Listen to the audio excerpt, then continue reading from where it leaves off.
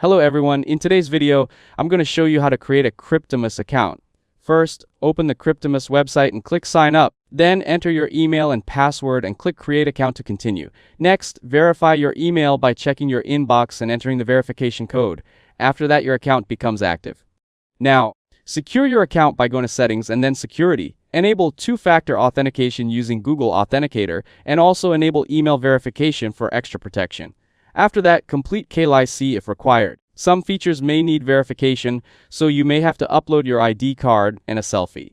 This is required for higher limits and withdrawals. Now, to add crypto payments to your website, create a merchant account. Inside your dashboard, go to the business or merchant section, click create merchant, and enter your website name and URL. Next, generate an API key by opening your merchant settings and clicking generate API key. This connects your website with Cryptomus.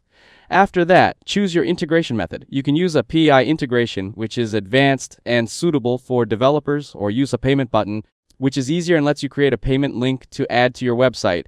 You can also use plugins, which is the fastest option and works with platforms like WordPress, Ecommerce, or Shopify without coding.